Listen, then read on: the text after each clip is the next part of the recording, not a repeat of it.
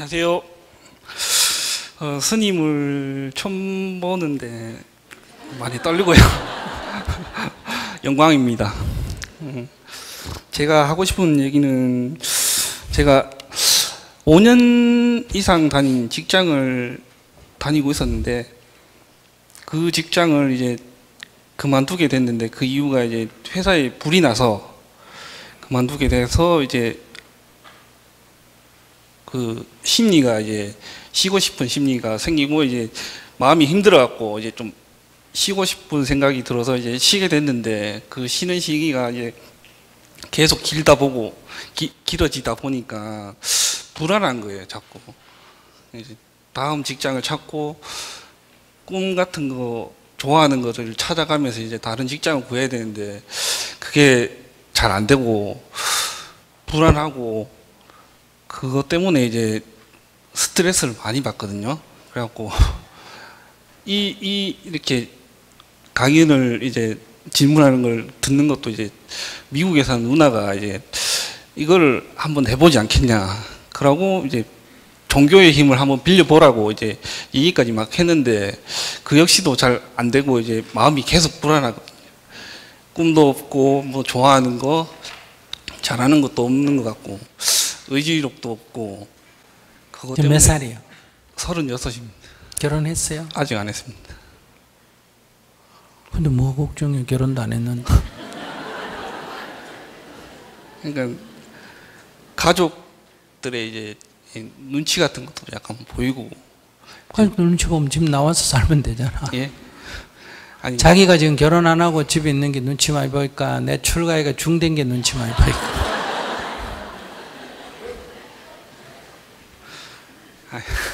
제가 더.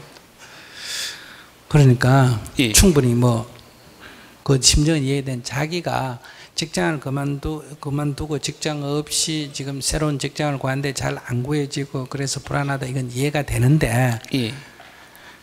그런데 자기는 지금 그보다 더 중요한 거는, 자기는 직장 때문에 물론 이게 가중된 건 있지만은 자기 자신이 원래 심리가 좀 더 불안한 분이에요.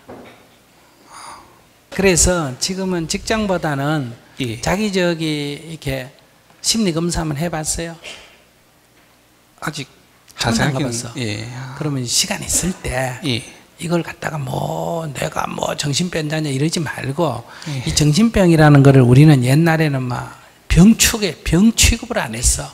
정신만 차려라, 자꾸 이렇게 얘기만 했지. 이것도 병인데, 그러면 검사를 해서, 즉 진료를 해서 치료를 받으면 낫는 병인데, 이걸 병이라고 생각 안 하고 내버려 두니까 악화가 된 거예요. 어느 정도 악화가 됐냐? 머리를 산발을 해가 쓰레기통을 뒤지면 저 정신병자다, 이렇게 악화, 중증이 됐을 때 이제 정신병이라고 인정을 했거든요. 그러다 보니까 정신병이라는 말의 그 이미지가 굉장히 나빠요. 정말 이해하시겠어요? 정신병이다 그러면 완전히 이제 머리 산발해가 쓰레기통을 뒤지는 그런 사람을 생각하기 때문에 우리가 정신과에 가는 걸 굉장히 꺼리는 거예요. 그래서 뭐라고 하면 내가 막 정신병자인 줄 아나, 이렇게 이제 반발을 하게 된다 이 말이에요. 근데 육체의 병도 옛날에 감기 같은 거 병축에 안 들어갔잖아, 그죠? 그러나 이제 지금은 일주일 지나면 저절로 낫는 경우도 있지만은, 조금 요즘 독감 같은 거는 병원에 가서 그래 진료받고 주사 한 대 맞고 약 며칠 먹으면 좀 빨리 나아요, 안 나아요? 빨리 그게 죽을 병은 아니지만은 그렇다고 일부러 그렇게 고생할 필요는 없다 이거예요. 진료를 받으면 되듯이. 그런 것처럼 옛날에는 이렇게 파상풍이 들리거나 여러 가지 면에서 상처가 나면 우리 어릴 때는 다 된장 바르고, 안 그러면 산에 가서 빨간 흙 있잖아요.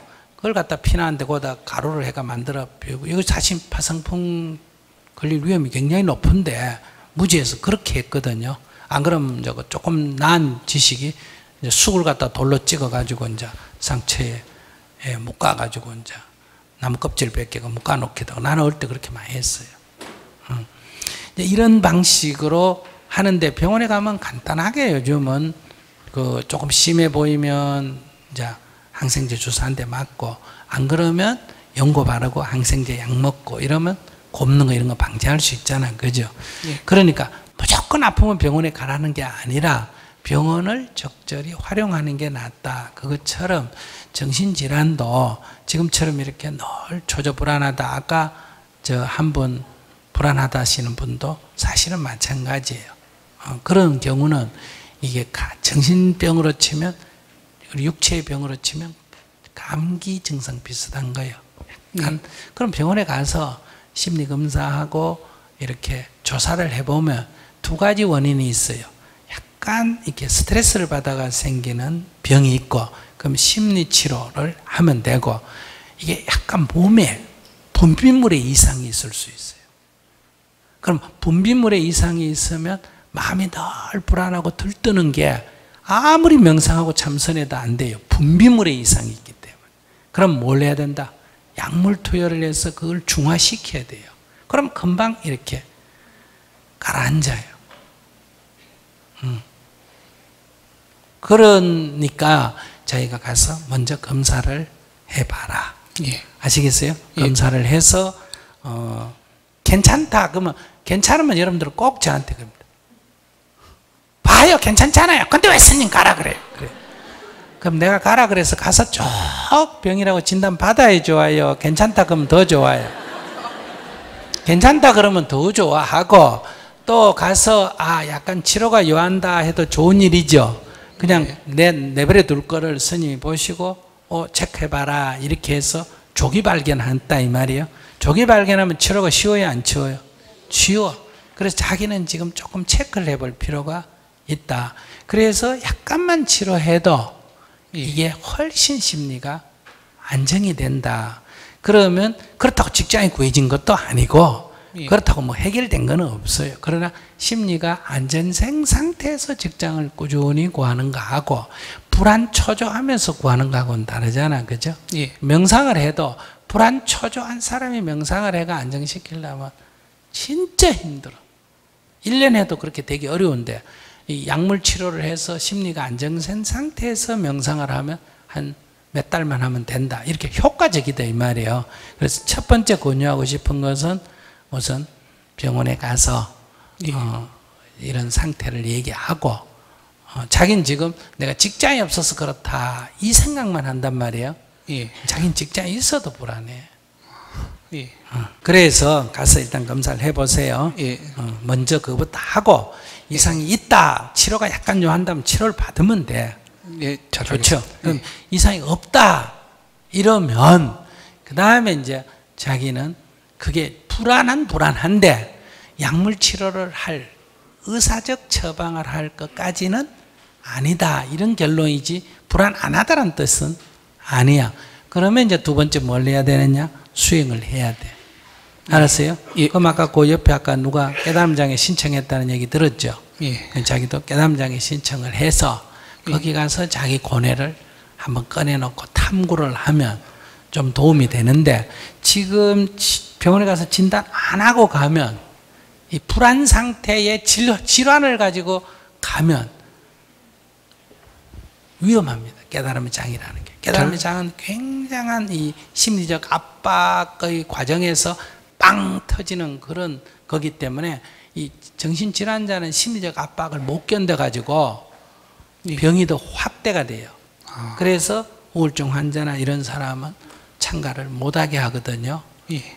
그러니까 환자니까 차별해서 참가 못하는 게 아니라 그거는 위험하니까 참가를 하지 마라 이렇게 얘기하는 거예요. 그래서 먼저 병원에 가서 치료를 요하면 치료를 하고 치료를 안 해도 될 정도면 두 번째 수행을 통해서 즉 깨달음이라는 걸 통해서 이 자기 번뇌의 뿌리를 살펴보는 게 좋다. 예. 잘 알겠습니다. 네, 그런 감사합니다. 절차를 거쳐서